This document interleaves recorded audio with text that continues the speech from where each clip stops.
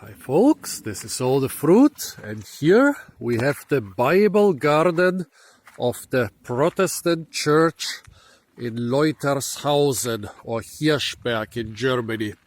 Remember the video I did about the biblical garden at the little village of St. Martin? Well, today I visited Leutershausen and on Google Maps I saw Bible garden, and of course I had to come and check it out. And yes, it's amazing, not as amazing as it would have been if I had not known the other biblical garden. Yet the second time it's always a little bit less amazing because there are less new things, but this garden is just as interesting and inspiring as the other one. So about the climate of this area. The last biblical garden I showed you in St. Martin is in the area called the Weinstraße. This biblical garden here in Leutershausen is in the area called the Bergstraße. Both are in the foothills surrounding the Upper Rhine Flat or Upper Rhine Valley. It's actually a flat when it's like 30 to 40 kilometers wide in places. It's not a valley anymore, but a flat. And it is actually very flat. So this Rhine Flat has a very hot climate in summer, but it can get very cold in winter. The surrounding mountains and hills, and also the valleys in those surrounding mountains and hills, well, they are considerably cooler in summer and even colder in winter. But the foothills, on all sides of the Rhine Valley, the foothills are the mildest area, the area where fruit and wine growing is being concentrated. So the last biblical garden in St. Martin was on the western side of the Rhine Flat, so on the eastern slopes of the Pfälzerwald. This Bible garden here is on the east side of the Rhine Valley and on the western slopes of the Odenwald. Both have a very mild climate for Germany with traditional wine growing. What is the difference? Well, on the Weinstraße, the mild areas, the foothills are a lot more extensive because the hills are not as steep. There the foothills extend at the width of several kilometers. Here the foothills and also the wine growing areas just have a width of a few hundred meters. Also the soil is different. Over there at St. Martin we have a lot of limestone. Here it's mostly sandstone and maybe some löss, but and also some porphyry. In this case this is quartz porphyry, but I don't know if this is just a thin layer on top of the soil or if the soil here is also quartz porphyry, because it's mostly sandstone around here, but there are also a lot of other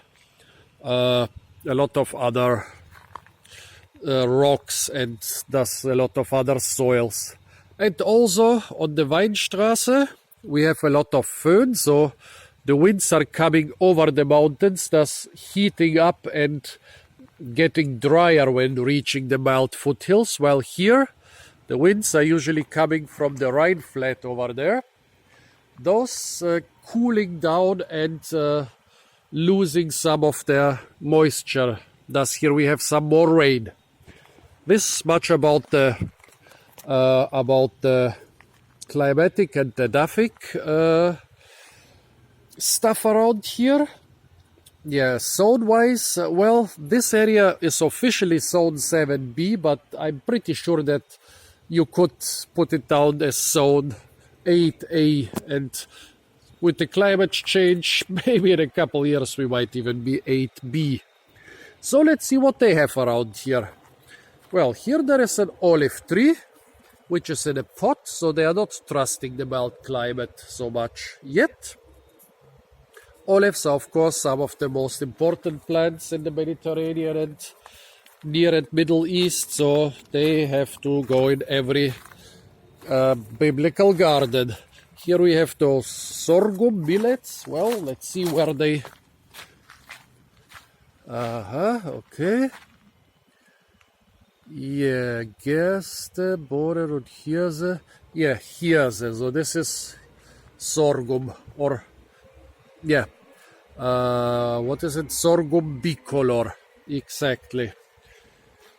Okay, this is some calendula.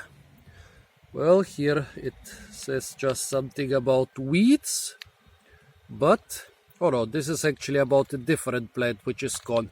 Well, calendula is being used as a substitute for saffron, and I don't know if it's mentioned in the Bible or not. Yeah, Majorana syriaca. This is some Syrian oregano. It looks quite like our oregano here, but it's finer. The leaves are smaller. The smell is similar. This is Saint Sweet. I don't know this name, but basically this is called the curry or the Maggi wheat here. Oh yeah, very strong smell of Maggi or curry or soy sauce, or yeah, a very strong umami taste if you are familiar with Eastern cuisine. This palm here is I think this is Trachycarpus fortunei from the Himalaya. Oh yeah, here it says Trachycarpus fortunei, Chinese hemp palm from the Himalaya. Well, the traditional palm of Israel, Palestine, the date palm, still cannot really grow in German climate. So okay, they put some other palm here. Oh yeah, I used to know what this is. I don't even know where it's in the Bible, but I forgot the name anyway. Yeah, here we have some come on, lavender, alchemilla, where there is no more alchemilla left. This is some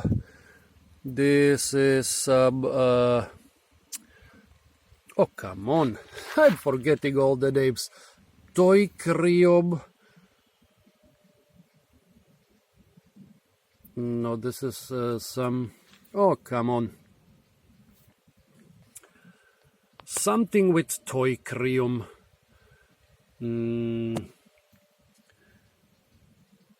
Okay, sorry for this. Okay, Ruta graveolens, a relative of the citrus fruit. What you can recognize this by the fruit, which look a little bit like citrus fruit. In this case, not the fruit, but the whole plant is being used. Here we have a cypress tree, also very typical for biblical and Mediterranean settings.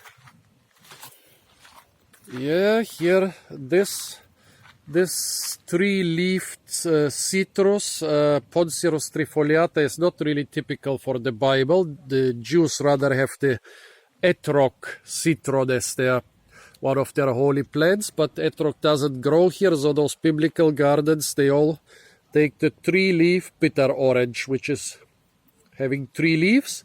It's deciduous, photosynthesizing with its branches in winter, and the oranges are not really of the best quality. Here are some irises. And here's a mulberry. I think this is Morus alba, var macrophylla or platanifolia. What does this say? Oh no. Okay, this is about some rapeseed. Ah, here. Okay, Morus alba platanifolia. Okay, I was even right. Well, here we have some little ornamental apples. I don't think that they are part of the biblical garden. Some German medlar which was cut back a lot. A fig tree, and right next to it a nice big pistachio tree. Wow, this pistachio tree is over 5 meters tall.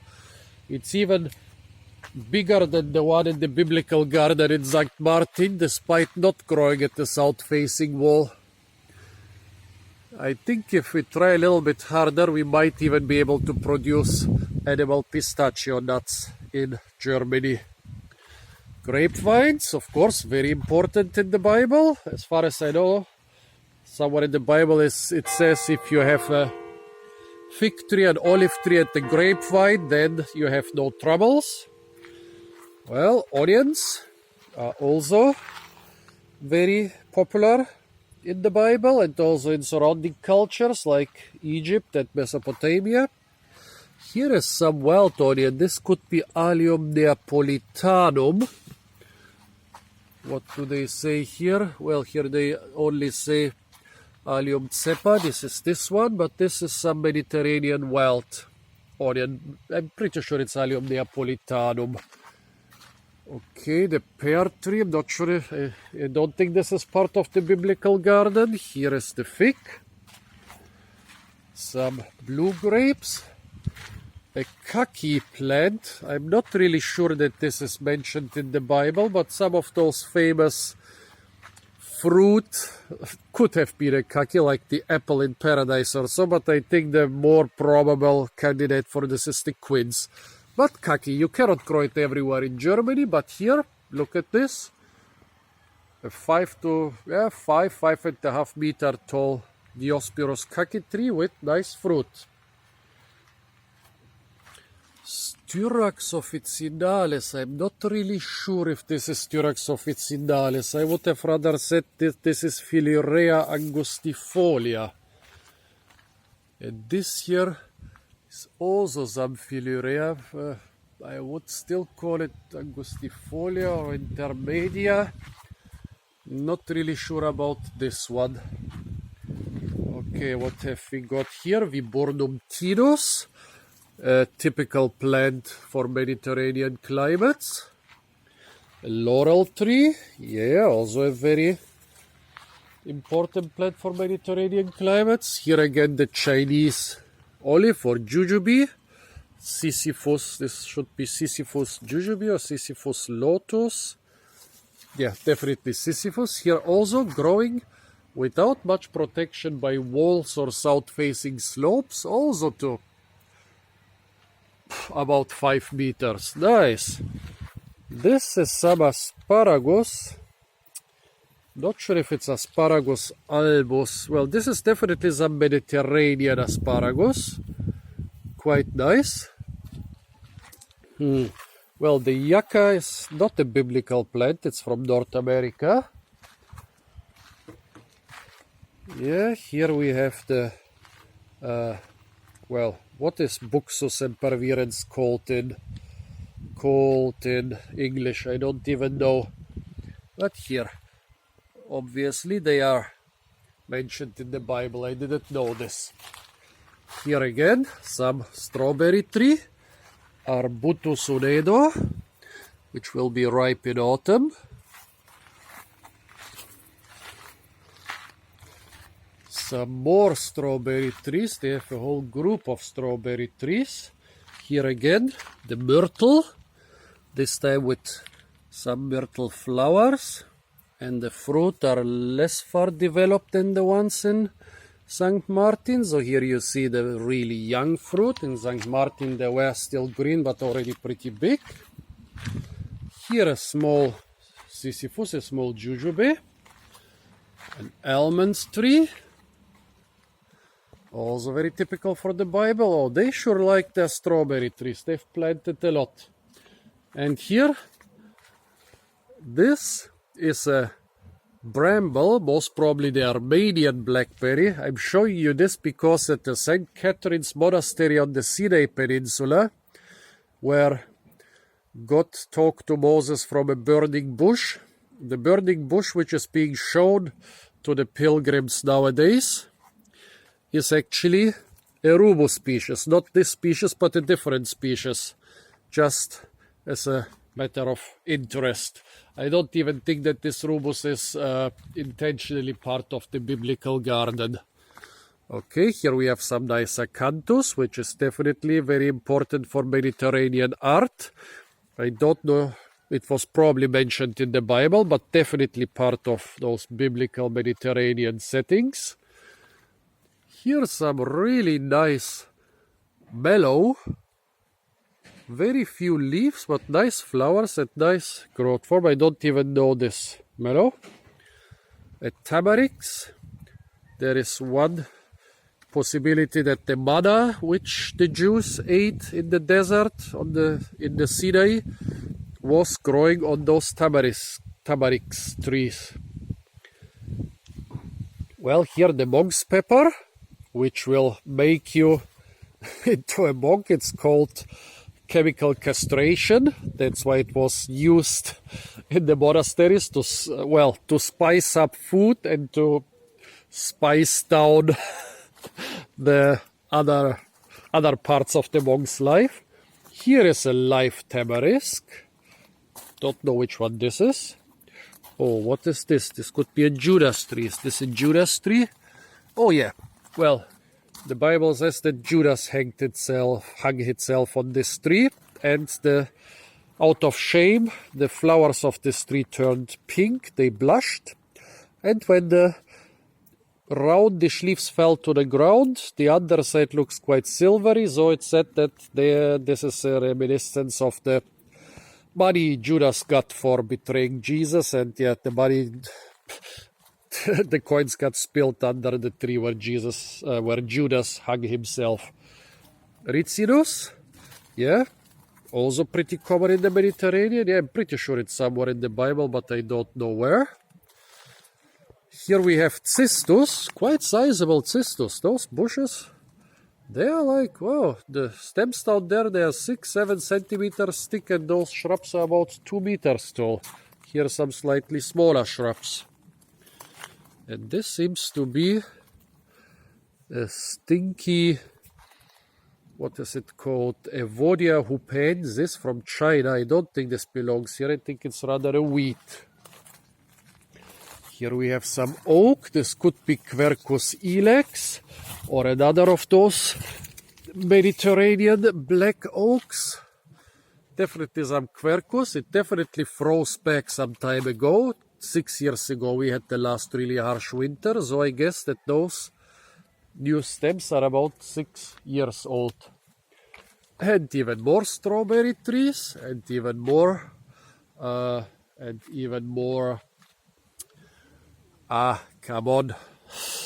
cypress trees.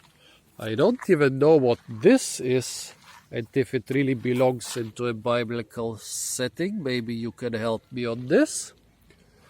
Yeah, and here our little trip to the Bible garden of Leutershausen comes to an end. I've seen a lot of typical smelly herbs from the Mediterranean here, but since I don't remember most of the names, I'll leave them out.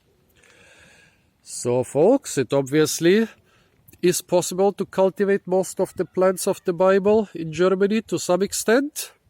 So stay tuned for a lot more fruit videos from other biblical gardens of Germany. And don't forget to like, share, comment and subscribe.